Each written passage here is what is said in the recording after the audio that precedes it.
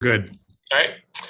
Pursuant to amendments to the Illinois Open Meetings Act included in Public Act 101-0640, public bodies may, in certain circumstances, hold entirely virtual public meetings without a quorum physically present in any one location. Governor Pritzker's current executive order has extended this provision through July 23rd. As chair of the Finance Committee, I've made the determination that it is not practical nor prudent to meet in person. Village Manager Phil Crawley is in the Village Hall conference room in compliance with the Open Meetings Act. Can I have a roll call, please? Trustee Vree. Yes. Trustee Hallwax. Oh, you're muted. Joe, you're still muted. Trustee Hallwax has indicated that he is present. Sorry, I was, I'm present, yes. Trustee Rubin. Here. We have a quorum. A quorum of members is present via remote access. The Finance Committee meeting is being conducted as a virtual meeting via Zoom webinar software and is being recorded and simulcast. As required by law, I will ask for a roll call rather than voice votes on any agenda item requiring a vote. In accordance with the supplemental rule the board approved on April 16th, 2020, the email address and telephone number designated for public comment for this meeting were published with the meeting agenda. This time I would ask that Phil Crawley read the public comments received on non-agenda items that were submitted prior to the meeting. Public comments on any agenda items, if any, will be read when we reach that item on the agenda. If a member of the public would like to submit a public comment during the meeting, please email your comment to glencoemeeting@villageofglencoe.org. Written comments should be limited to 400 words. Phil, are there any? We did not receive any public comments either on agenda or non-agenda items. All right. So we can begin the meeting. It looks like we actually have a fairly short one. Can I have a motion to approve the minutes from our last meeting? So moved. Second. Can I have a roll, or we need to do a roll call? We right? need to do a roll call. Yep. Trustee Vree. Yes. Trustee Hallwax. Yes. Trustee Rubin. Yes. All right. Nikki, if you want to walk us through the financial reports.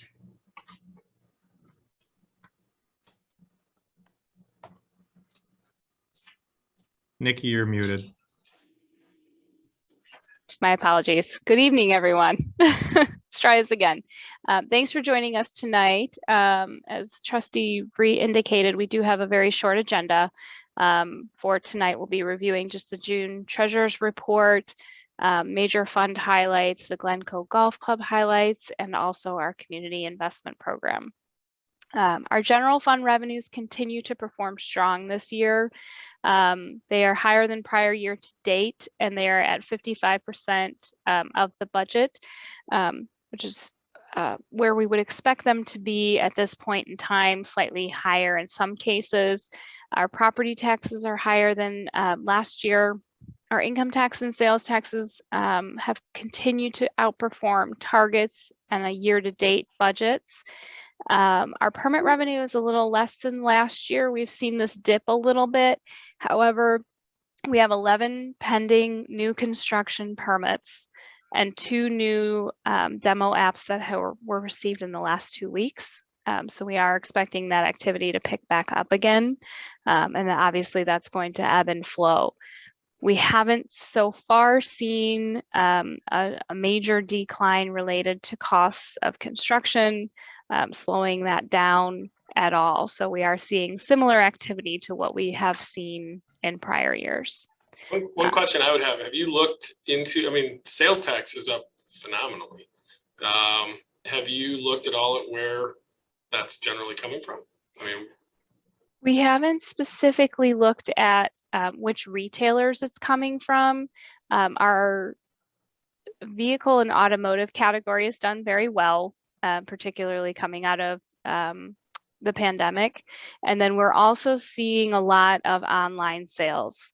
Because of that change in law, we're really starting to see receipts from like Amazon retailers or subscription retailers like wine subscriptions, things like that have really kind of kicked that up quite a bit. So it's great. Yeah, it is great. And I was actually going to mention this later, but this is good timing. The strong performance has continued in sales taxes. We do expect to see that level off, but I do I do imagine that this is the new normal for us, that we will be at this high level. I don't see internet sales going away anytime soon. So Well, one thing for us to perhaps try to keep track of is just, we've had so many conversations about the parking spaces and taking them for businesses. Maybe just if we have a way of quantifying it for future conversations, so we can balance, the cost of not being able to park there with what the benefits are. And I know we don't want to go down to the individual restaurant level, but if we can look at sort of big picture, this is, and I don't know if it's possible. I think we could probably do something relative, trustee V, relative to the places for eating tax receipts, and we could probably generalize some of it, but to drill down on that a little bit more, Nikki and I will work through that. sure, no problem. And actually, speaking of places for eating tax, that is continuing to perform well as well. When we compare the 5 months of revenue that we received last year to the 5 months of revenue, same 5 months this year, it's running about $10,000 higher than prior year. So we are starting to see that continue to take off. So that's good news as well. On the water fund front, we are seeing a little bit lower revenues than last year. If you remember, this time last year, we were really seeing record level droughts, and with that came high levels of revenue related to irrigation. We just haven't seen that this year, although this week's weather is going to help that out quite a bit.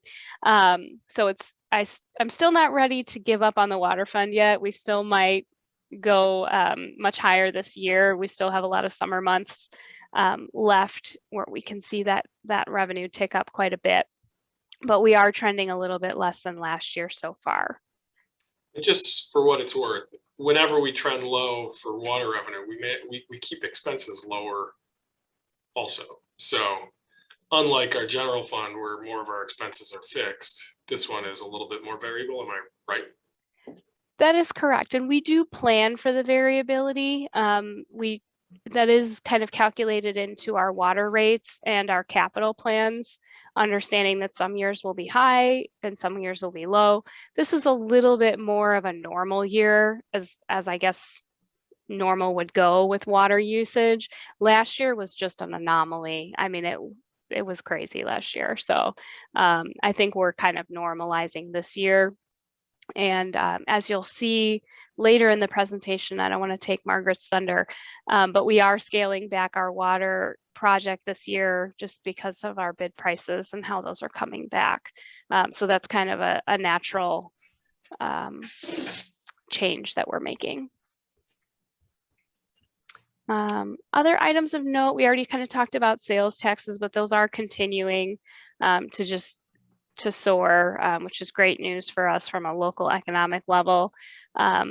With just a quick property tax update, you may have seen in the news, Cook County Board President Tony Preckwinkle announced that property tax bills are expected to come out and be due prior to December 31st, which is great news for us. They have not told us exactly when they'll be mailed or when they will be due, but they have promised that it will be prior to year end. They also announced a loan program for municipalities that may need assistance in terms of cash flow before the taxes start coming in related to those bills. It's $500 million in zero interest loans. However, to be eligible, you have to have less than 120 days worth of cash on hand, and your credit rating has to be less than the county's, which actually is it's like a AA, I think that they have. So unfortunately, Glencoe would not be eligible for this. However, looking at our projections going out, we do expect that if the bills are due in December, that we will start to see distributions as soon as November. We expect that we would receive the bulk of the transactions, the bulk of the payments in December. And we do have the ability from a rating agency perspective to go 60 days beyond year end to capture those receipts back into the current year. So from a financial perspective, we do expect that we'll be able to capture all of that revenue this year. From a cash flow perspective, we do expect that we will be dipping into fund balance. If you look at the fund balance projections, we dip at our lowest right around November when the receipts start to trickle in, but there will be a few months when we get into July, like August, September, where we'll start to dip into fund balance, maybe as much as $5 million. It depends on how our expenditures go in terms of what we have planned. But we have that in reserves. So that is why we have reserves. We don't feel nervous about it. We do have sufficient liquidity to get us to that point of when property taxes start to flow again. But we just wanted to have this conversation with the Finance Committee so that you know kind of what to expect later this year. So we will start to see that dip as we move on into operations later this year. And Village Manager Corrali, I don't know if you had anything else to add because we had a conversation about this today. I don't. I do think, to Nikki's point, we're not overly concerned. I think in a perfect world, we would see those revenues come in as we project them earlier in the fiscal year, but we know that's not a reality. The question that we're also monitoring is what the impacts in future years might be. Cook County is still struggling with this technology transition that may have some impacts on when property tax bills get sent out in 2023 as well. So we're going to monitor that and work through that as we begin budget projections for 2023. We're not that far off from starting our budget conversations. Hard to believe, but we'll keep an eye on that and continue to advise. Also a good, real world stress test with our fund balance levels and making sure that they're still comfortable. I mean, they've changed several times just since I've been on the board. So making sure that we continue to monitor it. That's a really good point. Accurate. Okay. Even with the news on property taxes, we're expecting general fund revenue to come in potentially as much as $700,000 over budget. We'll see how those revenues continue to trend throughout the year. And then I'm very hopefully expecting the water fund revenue impact to be above budget as well. So we'll continue to monitor that, obviously, as we get further along through the year. We talked a little bit about this last month, but it was announced this month that inflation has now hit a new 40-year record, hovering about 9.1% over the last 12 months. And we certainly are starting to see the impacts of that with village operations. We did talk about potentially funding. We have just shy of about $500,000 in projects that could be funded out of bond proceeds if we need to get there. We don't anticipate needing to do that. But we are still continuing to see supply chain disruptions, vehicle markups as much as 20%, and in many cases, vehicles that we just can't obtain because they're not available. We do have a public works vehicle that's going to be on the Thursday evening agenda, and we are still seeing delays in our public safety squads and our golf course equipment. On the commodities and contractual services side, we are seeing significant increases in our supply parts, particularly those that contain metal, those related to water or sewer, and even automotive parts have gone up quite a bit. Obviously, fuel we're all feeling, but we obviously feel that at the municipal level, although that is starting to decline. The other thing that's noted in the report is that we are starting to see fuel surcharges or delivery surcharges.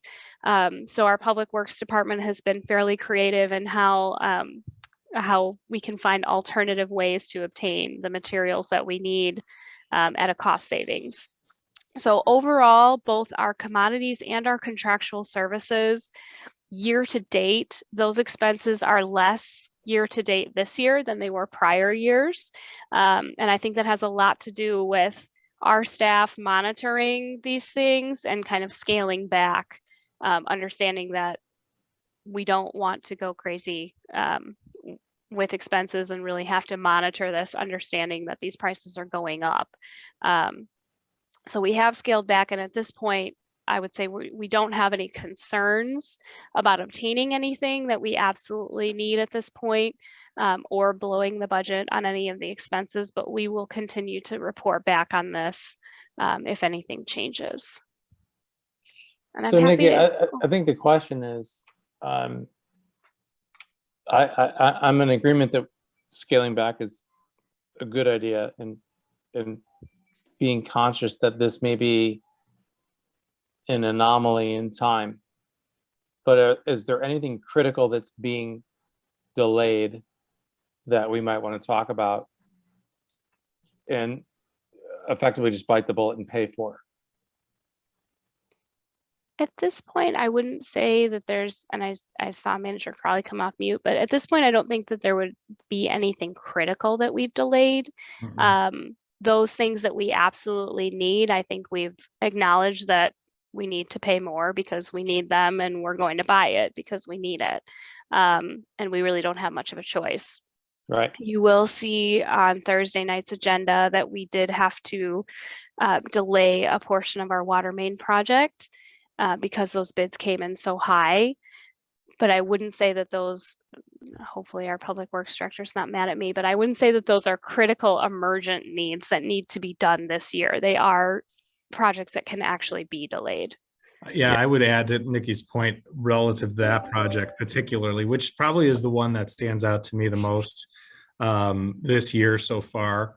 The reprioritization that we undertook when those bids came in was to look at what we felt was the most emergent need, and that is the lagoon main replacement, given the potential to have a negative impact on the majority of our water system if it were to fail.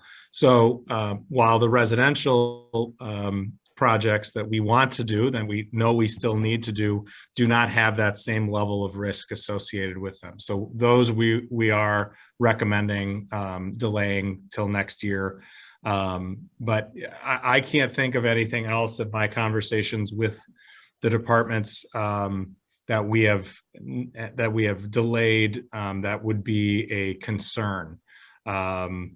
I think we've been able to continue to make sure we have everything we need so that we're well stocked for issues that may come up in our infrastructure and other areas. So I think we're continuing to evaluate that, and if something changes, we will let you know. Right, and I think to be fair, this committee was probably more concerned about inflation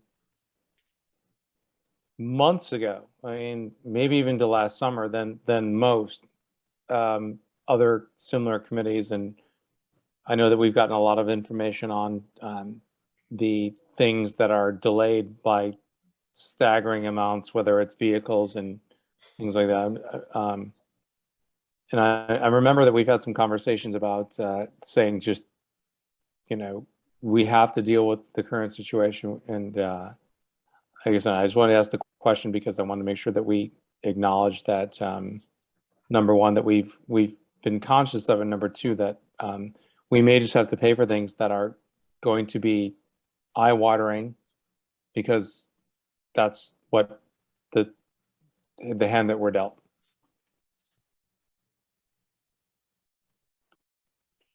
Thank you. On that note, are there any other? I had a quick question of a much more technical nature. The reserve projections had a note excluding planned for water. They had an exclusion of planned use of reserves. And I was just wondering, because I find those to be eminently helpful, those charts with our reserve projections on them, cash flow and reserve projections. And I just wondering why we would exclude a planned use of reserve. Let's see, I think I know where you're talking. I'm just looking forward. I want to make sure that we're talking about the same thing. Okay.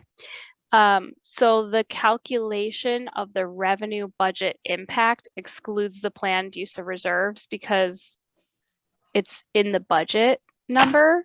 So we have it earmarked there, but we don't want to use it in the calculation because we know it's not like a real expenditure. I don't know how to. All right, you lost me. I'm sorry. We've got total revenue budget impact. Well, Mhm. planned use of fund reserves wouldn't impact the revenue side, but one would have thought they would have impacted the operating expenditures. That would have been the use of the reserves. So what we do for budgeting purposes, and we've talked about changing this, is we budget a planned use of reserve as a funding source, and then a planned use of reserves as an expenditure to show that the budget is balanced within our guidelines. And because that comes out of the system, we put I that see what you're earmark in there. saying. We have to It's- remove it from revenue because otherwise it artificially inflates that number. I see. Okay. Now I get it. It's because like a funds transfer is treated as a revenue number for the transferee. Exactly. Even though we didn't get the cash from some other source, it was in this bank account instead of that. Exactly. Now I understand. Thank you. You got it. No problem. That was a good question. Maybe we need to work on that note a little bit. Okay. At the end of the day, what we're saying is the numbers take into account what do we think the fund balance is going to be at the end of December or at Right. the end of any particular month? That's all based on what we expect, but we didn't want to seemingly inflate the revenue number. Exactly. It's not cash flow, it's money that we're sitting on. Right. Got it. You've got it. Okay, thank you. All right. Nope. Okay. Any other questions? Okay. Moving on to the golf club. I'll hand it over to Stella. Thank you, Nikki. June was a very good month for us.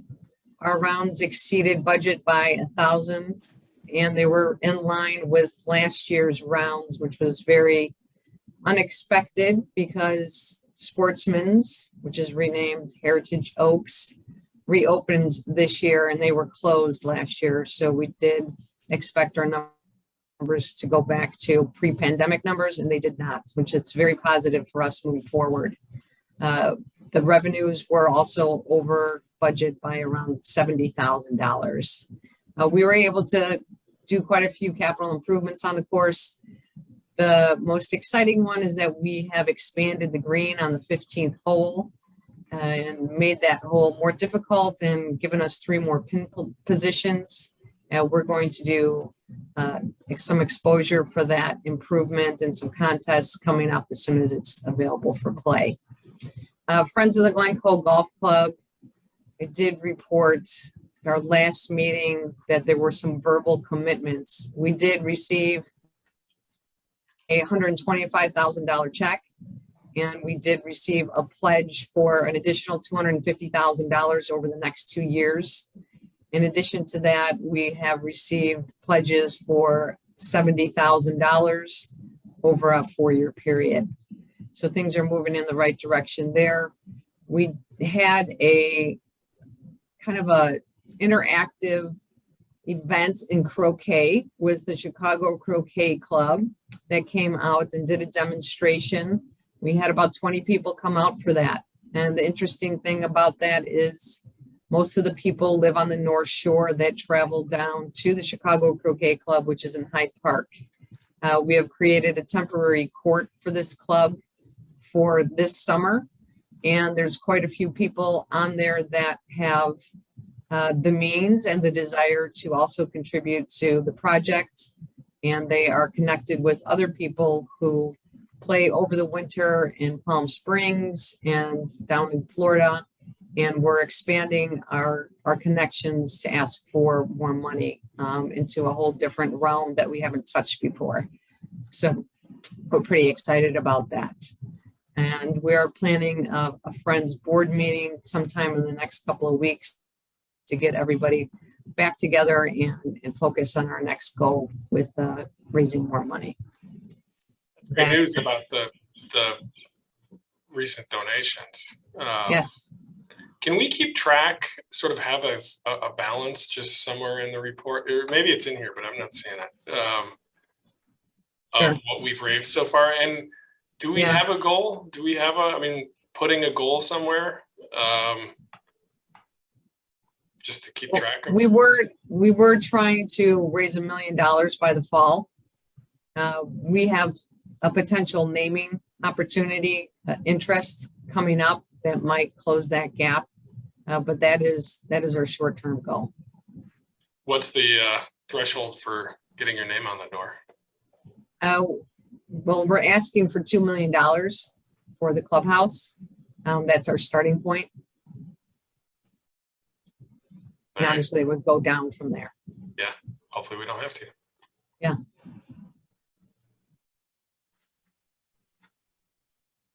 Any questions? Thank you. Thank you, Stella. Okay, moving right along to the community investment program update, and I'll turn it over to our Assistant Finance Director, Margaret Schwartz. Good evening, members of the Finance Committee. This evening, I'll be presenting the July CIP update.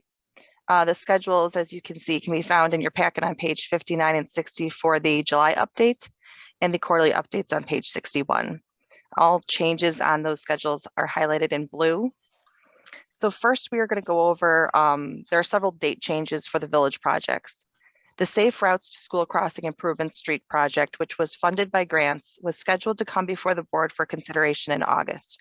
The project schedules changed and reflected as to be determined because it's stalled in the Illinois Department of Transportation review process and may not be ready to be placed on a state letting process for this fall. The public safety kitchen renovation was originally scheduled for board consideration in July, but has been moved to September. The new asphalt hot box trailer, which was approved by the board last month in June, has an estimated delivery time of September. The start for the water plant's equipment project to replace pumps and the motors high lift is going to move from July to August. And the traffic signal control modification project was supposed to come before the board in July, but it's now going to be slated to appear before the board in September. Additionally, several projects are scheduled to be presented to the board for consideration at the village board meeting this Thursday, July 21st. As mentioned earlier by Finance Director Larson, the Lagoon Transmission Water Main will be presented to the board for a contract award amount and approval of $1.6 million. As a reminder, this project will be funded using American Rescue Plan Act funding. And then also, as mentioned before, due to higher than anticipated bid results, the residential portion of this year's water main replacements is being deferred. Public Works was able to obtain a replacement vehicle for the Ford Transit Van number 4, which is used in the water distribution division. That is also scheduled for consideration at the board meeting for the purchase amount, including trade-in, not to exceed $39,431. And last, the Green Bay Trail Crossing Improvements Hazel Avenue project contract award and construction engineering services are included for consideration at the board meeting for a total cost of $208,565. And this project is expected to be completed in October. If there are any more questions on any of these items, we do have staff available to answer your questions tonight. I have one just on the Safe Routes to School. Why did it get delayed? Dave, why don't you jump in on that one?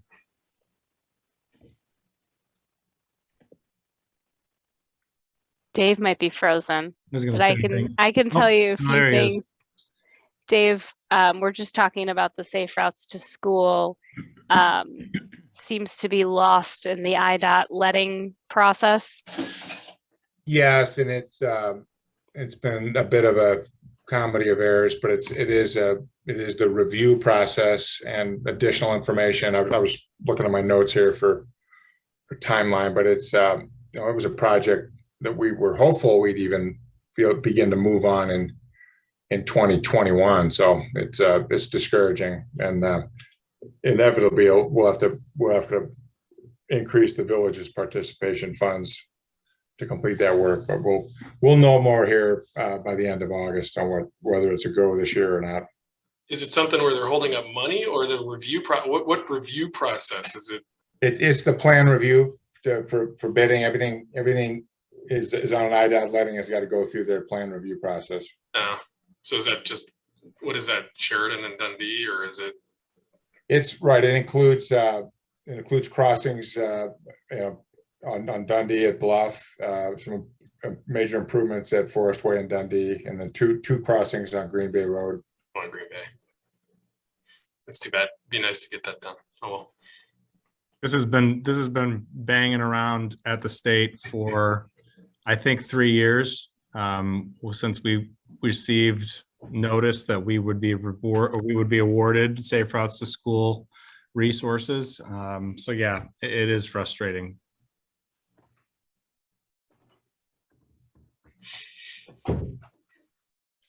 Any other questions? Okay, if there are none, I think that concludes what we had planned for you this evening. All right. Anything else that anyone wanted to bring up? Hearing nothing. Can I have a motion to adjourn? So moved. Second. Bill, can I have a roll call? Trustee Vree, Yes. Trustee Hallwax, Yes. Trustee Rubin. Yes. We are adjourned. All right. Thanks, guys. See you Thank on you. Thank you. Thursday. Thursday. Thank you. Bye. Yep, Bill, is bye-bye. it 5:30 on Thursday? It is 7 o'clock. We don't have a committee of the whole on Thursday night. Got it. I should know that. Okay. Thank you. Thank you. See you at 7. Bye. Bye. Bye-bye.